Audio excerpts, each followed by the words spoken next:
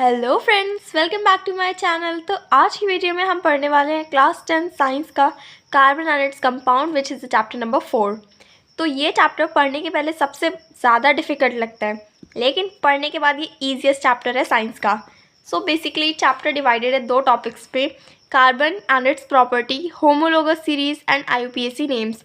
And let me tell you guys that IUPAC names are the most important topic of this chapter. And topic number 2, ethanol, ethanoic acid, soaps and detergents. So let's cover the first topic. First of all, let's study about carbon.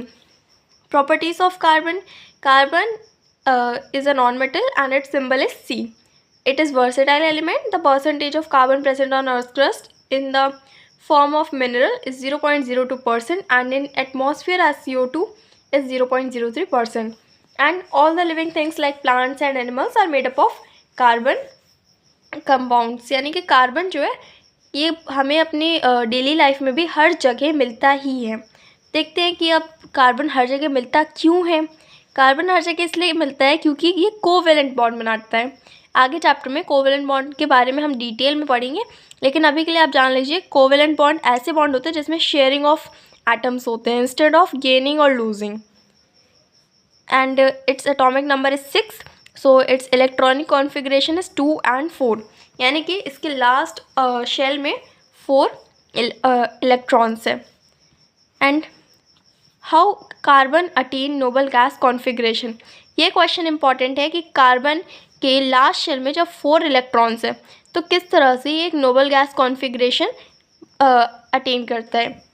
Noble gas configuration basically कुछ नहीं होता, यानी कि octet complete करना, यानी कि last shell में 8 electrons complete करना। तो 8 इलेक्ट्रॉन्स तभी होंगे जब भी किसी से शेयर करेगा, बिकॉज गेनिंग और लूजिंग पॉसिबल है नहीं। क्यों नहीं है, चलिए देखते हैं। कार्बन टेट्रावेलेंट है नेचर में। टेट्रा यानी 4, वैलेंट यानी वैलेंसी वाला। 4 वैलेंसी वाला है carbon and it does not form ionic bond because 4 valence electrons half of an octet. Octet में 8 होता है, उसका हाफ 4 होता है। तो अगर 4 को हम रिमूव करना चाहेंगे तो क्या होगा, तो काफ़ी ज़्यादा हमें एनर्जी की ज़रूरत होगी 4 इलेक्ट्रॉन्स को रिमूव करने के लिए।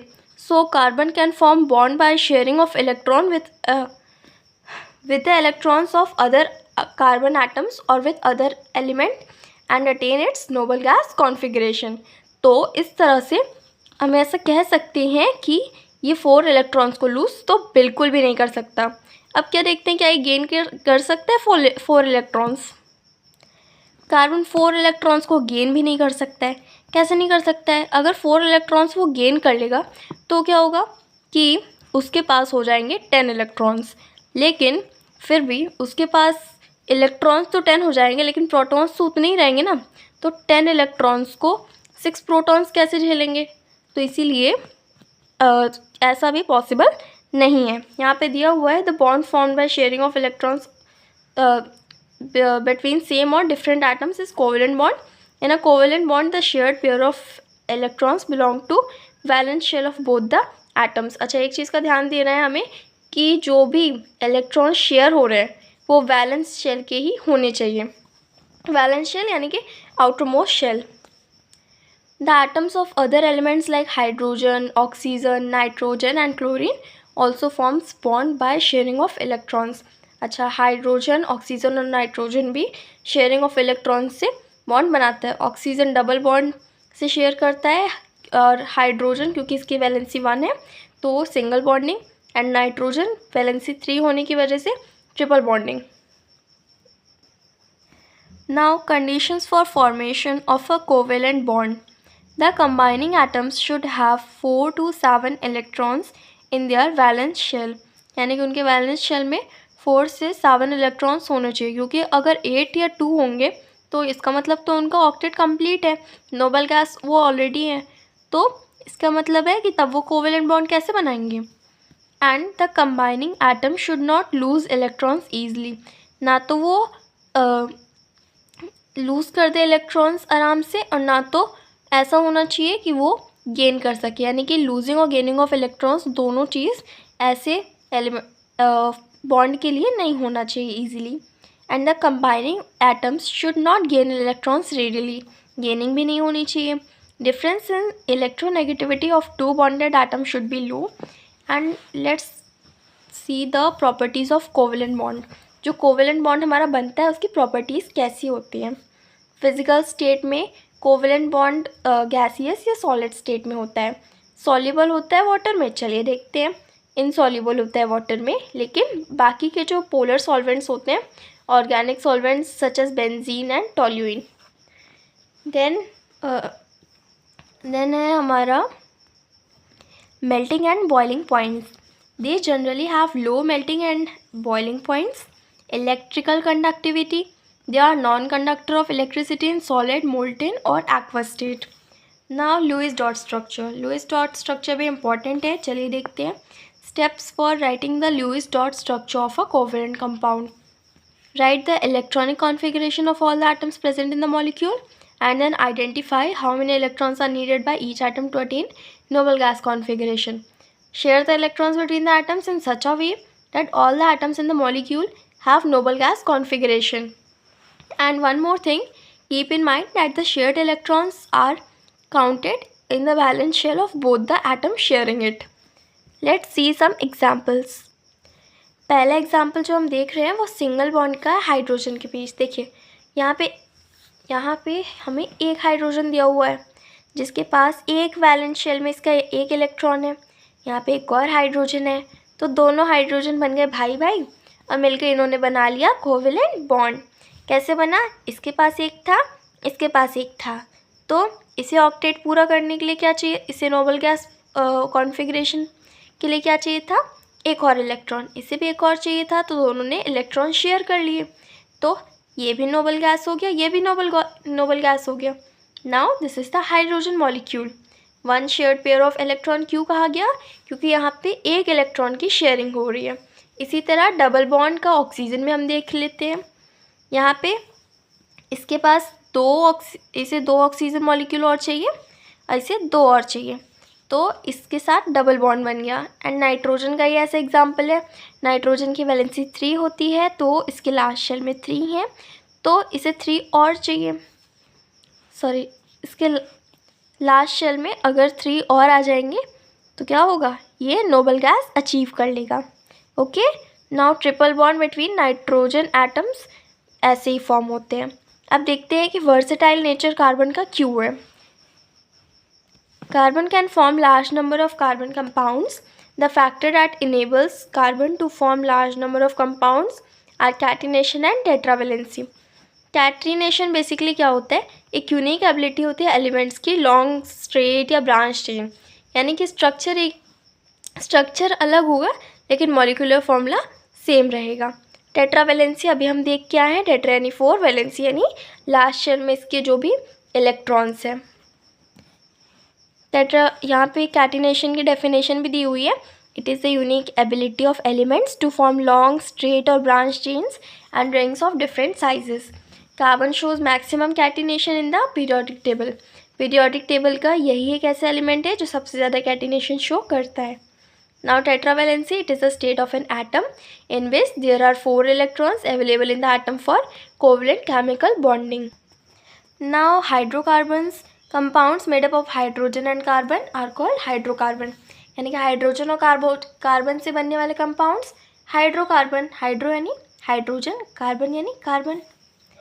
ये 3 तरह के होते हैं, saturated hydrocarbons, unsaturated hydrocarbons and aromatic hydrocarbons. Aromatic hydrocarbons के बारे में ज़्यादा डिटेल में नहीं है हमारे सिलेबस में. बेंजीन दिया हुआ है, इसका एग्जाम्पल. सैचुरेटेड का दिया हुआ है एल्कीन और इसका फॉर्मूला होता है CnH2n+2n. अनसैचुरेटेड एल्कीन्स और एल्काइंस होते हैं और इसमें होता है CnH2n एंड एल्काइन का फॉर्मूला होता है CnH2n-2. ये होमोलोगस सीरीज़ का इनका फॉर्मूला है. इससे हम बाकी के अपने केमिकल फॉर्मूलाज बना सकते हैं. Now electron dot structure of saturated hydrocarbon. यहाँ पे इथेन का दिया हुआ है. अच्छा, इसके लिए आपको मेथ, एथ, प्रॉप, ब्यूट ये वाला पता होना. चलिए पहले उसको देख लेते. तो चलिए पहले IUPAC नेम देख लेते हैं हाइड्रोकार्बन के, जिसमें 2 पार्ट है. पहला तो हमें वर्ड रूट पता होना चाहिए. वर्ड रूट में हमारे यहाँ पे ये ग्रीक नेम्स दिए हुए हैं, meth, eth, prop, but, pent, hex, hept, oct, non dec, इसको आप लर्न कर लेंगे तो ईजिली आप IUPAC नेम्स लिख पाएंगे। Meth 1 2 eth 3 prop 4 but 5 pent 6 hex 7 hept 8 oct 9 non and 10 dec. And then suffix, suffix depend करता है कि आपका कार्बन कार्बन बॉन्ड है कैसा। अगर सिंगल बॉन्ड है तो एन लगेगा, डबल बॉन्ड है तो इन लगेगा, और ट्रिपल बॉन्ड है तो आइन लगेगा। हमने देखा था सैचुरेटेड हाइड्रोकार्बन जो था एल्केन, तो एल्केन का ही एन यहाँ बात की जा रही है, और इन जो बात करी जा रही है अनसैचुरेटेड वाले की इन की बात की जा रही है। और ट्रिपल बॉन्डिंग आइन, ये जो ट्रिपल बॉन्डिंग में हमने देखा था नाइट्रोजन का, तो उसमें आइन आ जाएगा, यानी ट्रिपल बॉन्डिंग कहीं दिख जाए तो वहाँ पे आइन यूज़ कर लेंगे। नाउ आ जाते हैं फिर से हमारा जो ये एग्जाम्पल जो हम देख रहे थे, चलिए इससे समझते हैं। यहाँ पे एथेन दिया हुआ है जिसका मॉलिक्यूलर फॉर्मूला है C2H6। C2 2 कार्बन है, H6 से 6 हाइड्रोजन है। इसका लुईस डॉट स्ट्रक्चर कुछ इस तरह से बनेगा कि इसके 4 भी कवर हो जाए और हाइड्रोजन के भी 1 कवर हो जाए, और इस तरह का आपको चेन देखने को भी मिलेगा। अपने बुक्स में भी आप देखोगे एथेन का ऐसा है। तो यहाँ पे 2 कार्बन है, देखिए यहाँ पे 2 कार्बन है, और एक चीज़ याद रखिएगा, कार्बन के समझ लीजिए 4 वैलेंसी होती है, तो सोच लीजिए ये इसके 4 हाथ है, और एक को अगर हम ऐसे कवर कर लें तब भी देखिए एक का हमें दिख रहा है, और इसे हम एक्स्ट्रा नहीं काउंट करेंगे कि हाँ ये एक और हाइड्रोजन लगा दे 5 हो जाएगा, नहीं, एक बॉन्डिंग इसकी कार्बन के साथ है और बाकी 3 हाइड्रोजन के साथ। ऐसे ही अगर हम इसे देखें तो इसकी एक बॉन्डिंग कार्बन के साथ है और बाकी की 3 हाइड्रोजन के साथ। Okay, then electron dot structure of unsaturated hydrocarbons, यहाँ पे दिया हुआ है एथीन का दिया हुआ है, एथाइन का दिया हुआ है। एथीन का फॉर्मूला क्या हो जाएगा, एथ है तो C2 हो जाएगा, और इन का H4 हो जाएगा। अच्छा, अब यहाँ पे एथ क्यों लिया गया है, मेथ क्यों नहीं लिया गया, क्योंकि कोई सिंगल कार्बन भला कैसे बना सकता है अनसैचुरेटेड, तो इसीलिए यहाँ पे हमने एथ लिया हुआ है। ओके, ने डबल बॉन्डिंग करेगा किससे, कार्बन कार्बन की डबल बॉन्डिंग होती है। ओके, तभी इन और आइन लगेगा। हाइड्रोजन से डबल बॉन्डिंग में इन और आइन नहीं लगेगा, कार्बन कार्बन का डबल या ट्रिपल बॉन्डिंग होगी तब इन या आइन लगेगा। आइन के लिए C2H2, ये इसका लुईस डॉट स्ट्रक्चर है। Then on the basis of structure hydrocarbons can be straight chain hydrocarbons, branch chain hydrocarbons, cyclic hydrocarbons. Straight chain में प्रोपेन, ब्यूटेन एक्सेट्रा आ जाता है, ब्रांच चेन में आइसोब्यूटेन, आइसोपेंटेन, एंड साइक्लिक में cyclohexane, C6H12 and benzene. Okay, तो ये सारे questions में आएंगे, तो आप लोग ट्राई कीजिएगा अटेम्प्ट करने का। Now move to the next topic, and then cyclic और क्लोज चेन हाइड्रोकार्बन्स की बात करते हैं। These are the hydrocarbons which have carbon carbon close chain होती है इनकी। चलिए देख लेते हैं, इसमें इनको भी क्लासीफाई किया गया है, alicyclic hydrocarbons and aromatic hydrocarbons. Alicyclic, these are the hydrocarbons which does not have benzene ring, इनमें बेंजीन की रिंग नहीं होती है। एंड एरोमेटिक हाइड्रोकार्बन्स में है क्या है, इनमें बेंजीन रिंग होती है इनके स्ट्रक्चर में। When hydrogen bonded to carbon of benzene is substituted with halogen, halogen अभी हम आगे जब फंक्शनल ग्रुप पढ़ेंगे तो उसमें हमें मिलेगा हेलोजन, रेडिकल्स और other functional groups, the derivatives are called aromatic hydrocarbon aromatic compounds. Now benzene, benzene का मॉलिक्यूलर फॉर्मूला है C6H6, मीन्स 6 कार्बन भी है 6 हाइड्रोजन भी है। तो क्या होगा, हमें क्या करना पड़ेगा, कार्बन कार्बन सिंगल बॉन्ड भी डबल बॉन्ड भी। ओके, चलिए यहाँ पे देखते हैं, यहाँ पे C यानी कार्बन हमने 6 ड्रॉ कर लिए।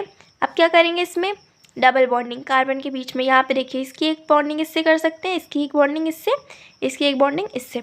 अच्छा, साथ में नहीं करेंगे, साथ में क्यों नहीं करेंगे, क्योंकि अगर इसको साथ में हम यहाँ पे भी अगर डबल बॉन्डिंग कर देंगे, कार्बन के 5 हाथ तो होंगे नहीं, यानी कि 5 वैलेंसी तो हो नहीं जाएगी, 4 ही रहेगी। तो देखिए 1 इसके साथ, 2 इसके साथ, 1 इसके साथ, हो गए ना 4। इसी तरह बेंजीन का फॉर्मूला है। Now move to the next topic, and ये हमने IUPAC वर्ड रूट पहले ही कवर कर लिया है। बेंजीन को और भी कुछ तरीक़ों से रिप्रेजेंट करती है, इस तरह से भी किया जा सकता है, इन चारों तरीक़ों से बेंजीन को रिप्रेजेंट किया जा सकता है। अब देख लेते हैं types of formula for writing hydrocarbons. Molecular formula, structural formula भी देखेंगे एंड कंडेंस्ड फार्मूला भी देखेंगे इसमें हम। Molecular formula It involves the actual number of each type of atom present in the compound. And what is the structural formula? The actual arrangement of atom is written as structural formula. And then condensed formula. Condensed formula नाम से ही पता चल रहा है कि short form में लिखना होगा स्ट्रक्चरल फार्मूला को. इन हाइड्रोकार्बन चेन वन और more hydrogen atom is replaced by other atoms in accordance to their valencies and these are heteroatoms. These heteroatoms are group of atoms which make carbon compound reactive and decides its property are called functional groups. चलिए functional groups के बारे में देख लेते हैं. functional groups हमारे syllabus में है, ये 4 दिए हुए हैं and double bonding triple bonding के भी नीचे एग्जाम्पल दिया हुआ है. पहले तो हमारा हेलोजन आ गया, तो इसे हम हेलो एल्केन भी कह सकते हैं. यहाँ क्लोरो ब्रोमो, Cl Br और I भी आ जाता है, कभी कभी I भी आ जाता है. तो Cl को यानी क्लोरीन के लिए हम यूज़ करेंगे क्लोरो, ब्रोमाइन के लिए यूज़ करेंगे ब्रोमो, I के लिए iodo. Okay, and short form इनका इस तरह से ही अटैच रहते हैं. एंड ऑक्सीजन वाले देख लेते हैं हेट्रोएटम्स. फंक्शनल ग्रुप में देखिए एल्डिहाइड है, कीटोन है, कार्बोक्सिलिक एसिड है. एल्कोहल की पहचान क्या है कि फंक्शनल ग्रुप इसका OH है एंड लास्ट में इसके ऑल. जब हम इसका फॉर्मूला लिखेंगे यानी कि जब इसका IUPAC नेम लिखेंगे तो उसमें ऑल लगा देंगे, जहाँ पे भी OH मिल जाएगा हमें, और जहाँ पे CHO मिल जाएगा, एल्डिहाइड ग्रुप मिल जाएगा तो अल लगा देंगे. अल्कोहल में ऑल लगा देंगे एंड एल्डिहाइड में अल लगा देंगे. कीटोन यानी कि कार्बन डबल बॉन्डिंग नहीं, कार्बन ऑक्सीजन की डबल बॉन्डिंग दिख जाएगी तो कीटोन ग्रुप होगा और इसके लिए हम ओन लिखेंगे, यानी कि IUPAC नेम के लास्ट में हम ओन लिखेंगे. ओके, एंड कार्बोक्सिलिक एसिड में क्या है, ऑक्सीजन के साथ डबल बॉन्डिंग भी है और यहाँ पे अल्कोहल का OH वाला भी है, OH आयन भी है, डबल बॉन्डिंग ऑक्सीजन भी है, तो कार्बोक्सिलिक एसिड है. तो ये सारी हो गई कि इसे हम पहचानेंगे कैसे, इनकी आइडेंटिटी हो गई. Now double bond. एल्कीन कैसे होगा, carbon carbon double bond. Alkyne कैसा होगा, कार्बन कार्बन ट्रिपल बॉन्ड होगा. Now isomerism. Compounds which possesses the same molecular formula but different structural formula are called isomers and the phenomena is known as isomerism. For example, butane with a molecular formula C4H10 has 2 isomers. देखिए molecular formula same हो लेकिन structural formula change हो जाए, इसी को isomers कहते हैं. जैसे कि अगर हमारे पास कोई भी compound नेम है तो उसको हम 2 तरीक़ों से लिख सकते हैं. अगर लार्ज चेन है, अब ऐसा नहीं कि मीथेन दे दिया तो हम उसको 4 तरीके से लिख सकते हैं, तो यानी लॉन्ग चेन जब होती है तो उसे हम 2-3 तरीक़ों से लिख सकते हैं. एंड देन होमोलोगस सीरीज़ क्या होती है, जनरल फार्मूला जब हम यूज़ करके कंपाउंड का एक के बाद एक नेम बताते जाते हैं, जैसे कि मीथेन, फिर एथेन, फिर प्रोपेन, ब्यूटेन. ऐसे ही अगर ईन होगा तो मीथीन, एथीन, प्रोपीन, ब्यूटीन. तो ये सारी चीज़ें ये होमोलोगस सीरीज़ का हिस्सा है. A series of organic compounds in which every succeeding numbers differ from the previous one by CH2 और 14 AMU is called homologous series. ये यहाँ पे एटॉमिक मास की बात की गई AMU से. The molecular formula of all the members of homologous series can be derived from a general formula. वही जनरल फार्मूला जो हमने पहले देखा था, CN+2N. किसका था, CN+2N एल्केन का था. CN+2N+2 CN+2N एल्कीन का था. CN+2N+2 एल्केन का था. एंड -2 हो जाता तो क्या किसका था, एल्काइन का था. Properties of homologous series. As the molecular mass increases in a series, physical properties of a compound show a variation but chemical properties which are determined by a functional group remain the same with a series. यहाँ पे कुछ homologous series के alkanes के example दिए हुए हैं. General formula ये है CH4, C2H6, C3H8, methane, ethane, propane. Alkene का methene, ethene, propene, methyne, ethyne, propyne. Okay, now chemical properties of carbon compounds देख लेते हैं. कंबशन. पहला रिएक्शन हमें दिया हुआ है कंबशन रिएक्शन, जो कि है कार्बन कंपाउंड्स को जब एयर के प्रेजेंस में बर्न किया जाता है और कार्बन डाइऑक्साइड और वाटर और हीट एंड लाइट प्रोड्यूस होता है, इसे कंबशन रिएक्शन कहते हैं। यहाँ पे मीथेन को ऑक्सीजन के प्रेजेंस में बर्न किया गया तो कार्बन डाइऑक्साइड, वाटर, हीट और लाइट प्रोड्यूस हुआ। एंड इसके यूजेस देख लेते हैं। Carbon and its compounds are used as fuels because they burn in air releasing lot of heat energy. Saturated hydrocarbon generally burn in air with blue and non sooty flame. Blue flame जब जलती है तो इसका मतलब है कि saturated hydrocarbon है, but जब येलोइश सी सूटी फ्लेम जले तो इसका मतलब क्या है, अनसैचुरेटेड हाइड्रोकार्बन है। Okay, now oxidation reaction. Alcohol can be converted into carboxylic acid in the presence of oxidising agent like KMnO4 यानी पोटाशियम परमैंगनेट या फिर पोटाशियम डाइक्रोमेट का यूज़ करके हम क्या कर सकते हैं, एल्कोहल को कार्बोक्सिलिक एसिड में कन्वर्ट कर सकते हैं। किसके प्रेजेंस में, ऑक्सीडाइजिंग एजेंट जैसे कि पोटाशियम डाइक्रोमेट या फिर पोटाशियम परमैंगनेट के। यहाँ पे एथेनॉल दिया हुआ है। एथेनॉल हमारा कौन सा ग्रुप का है, एथेनॉल हमारा एल्कोहल है, इसे कार्बोक्सिलिक एसिड वाले ग्रुप में कन्वर्ट करना होगा तो क्या करेंगे, ऑक्सीडाइजिंग एजेंट लिया, CH3CH2OH को हमने एथेनोइक एसिड में कन्वर्ट कर दिया। Now addition reaction. Unsaturated hydrocarbons alkene alkyne undergo addition reaction. अच्छा, एडिशन रिएक्शन से क्या होता है कि अनसैचुरेटेड हाइड्रोकार्बन्स में हाइड्रोजन ऐड हो जाता है कैटलिस्ट के प्रेजेंस में, और इससे क्या होता है कि वो सैचुरेटेड हाइड्रोकार्बन बन जाते हैं। यहाँ पे डबल बॉन्डिंग थी निकेल या पैलेडियम के प्रेजेंस में, और हाइड्रोजन के प्रेजेंस में क्या हुआ, हमने उसे ऐड किया तो क्या हो गया, ये सैचुरेटेड हो गया। Okay, and vegetable also converted into vegetable he during this process. And इसका एक और नाम है जिसे हम बोलते हैं हाइड्रोजनेशन प्रोसेस। सब्स्टिट्यूशन रिएक्शन देख लेते हैं। सैचुरेटेड हाइड्रोकार्बन सब्स्टिट्यूशन रिएक्शन करते हैं सनलाइट के प्रेजेंस में।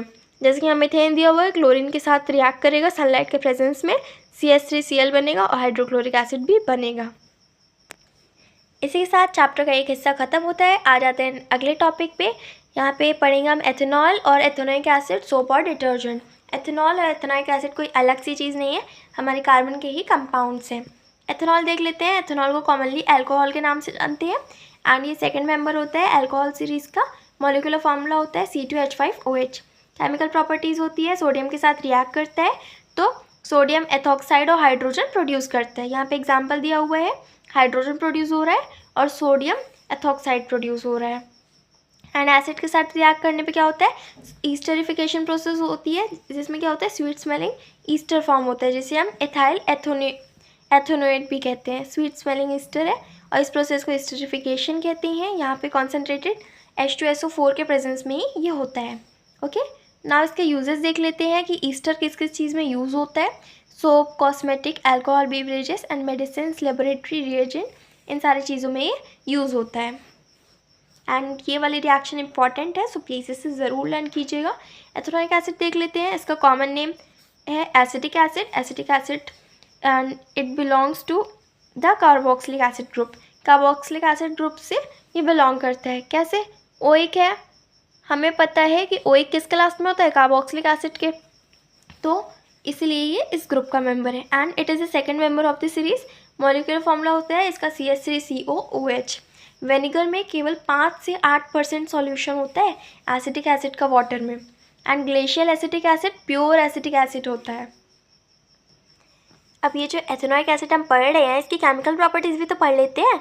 जब ये सोडियम कार्बोनेट के साथ रिएक्ट करता है तो क्या फॉर्म करता है, हाइड्रोजन और sodium acetate and carbon dioxide. And जब ये हाइड्रोजन कार्बोनेट के साथ रिएक्ट करता है तब भी सेम चीज़ें ही फॉर्म होती हैं, बट आपको थोड़ा बैलेंसिंग करनी पड़ेगी इसमें। ओके, यहाँ पे देखिए, यहाँ पे टॉइस ऑफ एसिटिक एसिड दिया हुआ है बट यहाँ पे नहीं है। वाई, बिकॉज यहाँ पे हाइड्रोजन भी तो है। Okay, so this is the difference. And reaction with sodium hydroxide, जब ये सोडियम हाइड्रोक्साइड के साथ रिएक्ट करता है तो भी सोडियम एसिटेट और वाटर फॉर्म होता है। ईस्टरिफिकेशन प्रोसेस देख लेते हैं। ईस्टरिफिकेशन प्रोसेस अभी हम पीछे देख के आए, वही रिएक्शन है। CH3COOH को अल्कोहल के प्रेजेंस में कंसनट्रेटेड H2SO4 के साथ H2SO4 के प्रेजेंस में इसके साथ रिएक्ट कराया जाता है तो ये फॉर्म होता है, इसके साथ वाटर भी फॉर्म होता है। अब आ जाते हैं सोप एंड डिटर्जेंट वाले टॉपिक पे। सोप सोडियम और पोटेशियम सॉल्ट होता है, लॉन्ग चेन कार्बोक्सिलिक एसिड। जैसे कि यहाँ पे एक एग्जांपल दिया हुआ है C17 यानी कि कार्बन 17 है, S35 है and COONA+. Okay. Now hydrolysis. Hydrolysis करने पे ईस्टर पेरेंट अल्कोहल को सोडियम सॉल्ट में ब्रेक कर देता है कार्बोक्सिलिक एसिड के. Alkaline hydrolysis of Easter is called saponification. Saponification reaction भी इम्पॉर्टेंट है, सो प्लीज़ इसे भी आप ठीक से प्रिपेयर कर लीजिएगा. Soap are effective only in soft water and detergents are ammonium और sulphonate salt of long chain of carboxylic acid. Detergents are effective in both hard and soft water. Means detergent क्या है, hard और soft दोनों water में काम करेंगे, लेकिन soap के साथ ऐसा नहीं होगा. एंड सोप के मॉलिक्यूल का यहाँ पे एक स्ट्रक्चर दिया हुआ है आयोनिक, यानी कि इसका एक हाइड्रोफिलिक एंड होता है और एक हाइड्रोफोबिक, यानी कि एक को पानी से प्यार होता है लेकिन एक पानी से डरता रहता है. हाँ, चलिए देखते हैं कैसे. ये स्ट्रक्चर दिया हुआ है, तो ये जो है ये वाला, तो ये क्या है, पानी से डरता रहता है. फोबिक यानी डरता रहता है. ये हाइड्रोफिलिक है, सॉरी ये हाइड्रोफिलिक है, ये हाइड्रोफोबिक है, यानी कि इस वाले एंड को डर लगता रहता है, इसको नहीं लगता. तो ये वाला एंड क्या करेगा, डस्ट और डर्ट से जाके चिपक जाएगा, जो कि ऑयली होती है नेचर में. चलिए देखते हैं. Cleansing action of soap. Most dirt is oily in nature. The hydrophobic end of soap molecule attached to itself with dirt and ionic end is surrounded with molecule of water and this result in the formation of radial structure called micelle. और हाँ, soap के structure का एक नामकरण किया गया है जिसका नाम है micelle. Okay. Now soap micelle help to dissolve dirt and grease in water and cloth gets clean. तो साबुन कैसे काम करता है अब इस पर भी देख लेते हैं. ये हमारा ऑयल पार्टिकल है और ये हमारे सोप के मॉलिक्यूल्स हैं. तो इसका हाइड्रोफोबिक जो एंड है वो ऑयल पार्टिकल्स से चिपक जाता है. क्यों, ऑयल डिजॉल्व तो होता नहीं है वाटर में, डैट इज़ वाई. एंड इसका जो हाइड्रोफिलिक एंड होता है वो बाहर की साइड रहता है.